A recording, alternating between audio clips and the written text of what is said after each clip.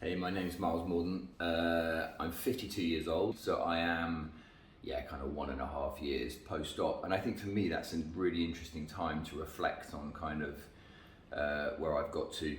I'm a businessman. I live between Monaco and France, over in Europe, and I've always loved sport. I think it's not until someone tells you that maybe sport's going to be taken away from you that you realise how much maybe your life's focused around and or defined by sport if you're a real sport lover.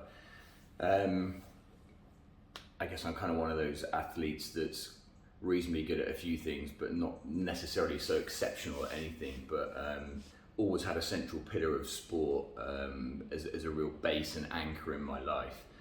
I guess my peak's been I won a bronze medal driving a bobsleigh in the British Bobsleigh Championships, and actually now paddle is my main sport, paddle tennis. I'm not sure that's so huge in the States, but it's a big thing in Europe. I think it's technically the fastest growing sport in the world.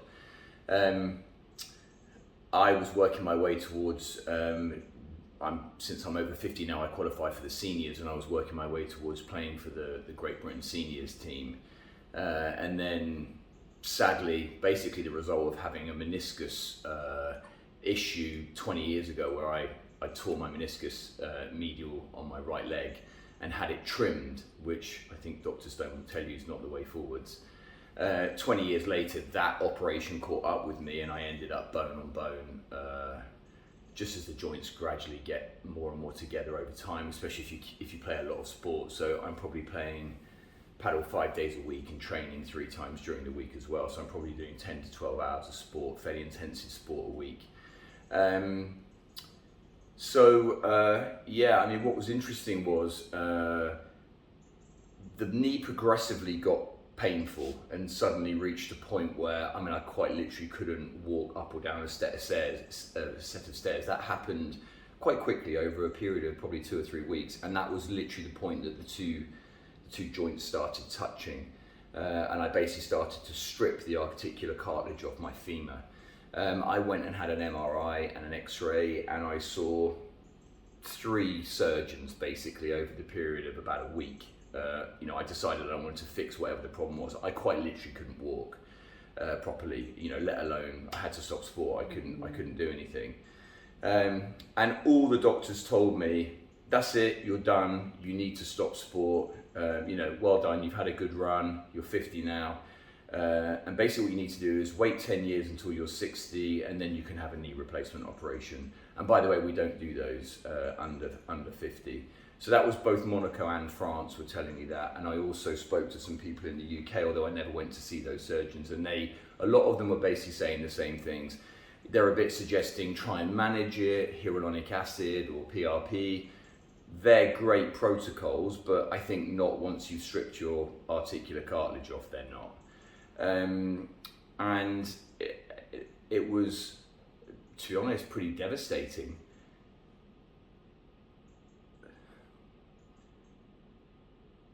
Being told that you can't do sport anymore. It was quite a big thing. And I can remember it was like, well, what do I do here? Do I give up? And what I actually ended up doing was throwing myself into researching the issue. I spent 2 weeks, 5 or 6 hours a day looking around online.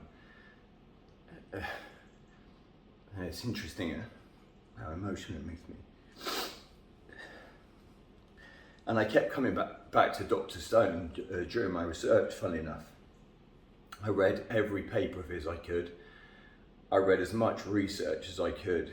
And it was interesting. It seemed to be that maybe there was a solution and that I wouldn't have to stop doing sport. So eventually I reached out. I contacted his team and they were incredibly helpful, incredibly efficient. And I think within 3 days, they'd managed to get me on a call with him. I sent over my MRIs and my X-rays, and he'd studied them in advance. And it was a really interesting conversation because I think I prepared a list of about 100 questions, having been told like there was nothing to do here.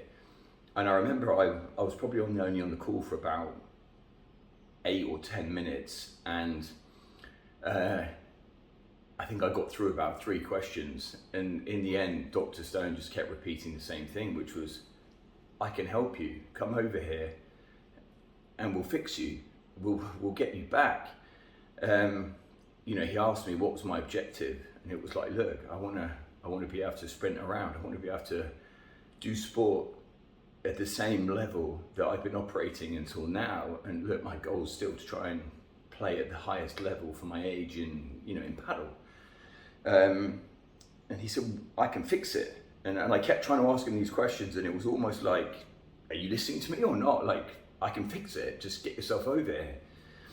And it was strange. I got off the call, and it was like, you know, I obviously don't know Dr. Stone, super professional guy, and explained all stuff in great detail to me, you know, the actual stuff he was going to do. But it was like, wow, this guy's either kind of the best salesman and almost the most arrogant salesman in the world, or he's serious. He's just like, I can fix you, get over here. And hey, that turned out to be true. So I literally booked my operation in probably 3 weeks after I had spoken to Dr. Stone. I wanted to get the thing sorted out really quickly. And the original conversation we had was around maybe doing a meniscus transplant and a pace graft. But unfortunately, by the time I got there, this is only literally 3 weeks later, you know, went over to San Francisco, and we did a new MRI when I arrived on the machine in his clinic, and another X-ray, and we did a 3D scan as well, actually. And it became clear that even in 3 weeks of just no sport and walking around, I'd shredded a huge hole in the femur, in the articular cartilage. And he said, look, we can try the other operation, but I think you're at a point where you need a partial knee.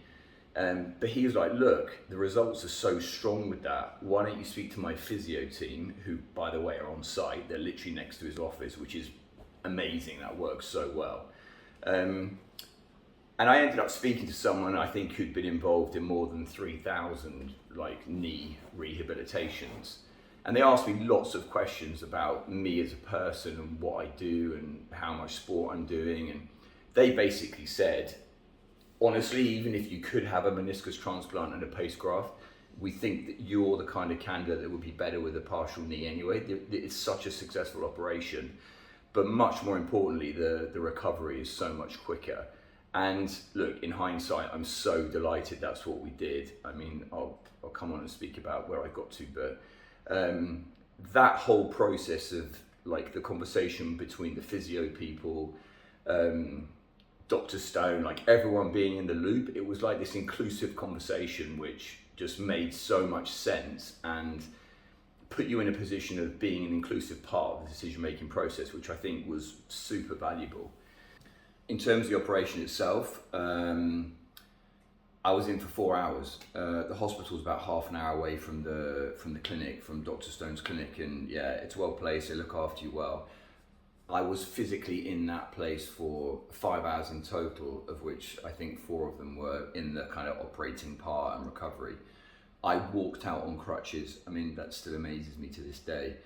The next day I did 2 physio sessions. I stayed over in the US for 3 weeks very deliberately to be around Dr. Stone's physio team, which they're literally next door to his office in the same building. So it's amazing because Dr. Stone can keep coming in and checking on you and check your progress. I think I was on crutches for the first 5 days. That first week's a bit tricky. You're really trying to manage swelling and you can't bend your knee. Some people can't straighten the knee very well. Some people can't bend it. I suffered more with, it was harder for me to bend. Straight, I was okay. But you have to keep compressing. You have compression and you have stretching protocols to do. And if you stick with the program and you keep your leg up and stuff like that, it all goes fine. Some of the medication you take in the operation wears off on the 3rd day, I think, and so it suddenly becomes a bit harder again for a few days.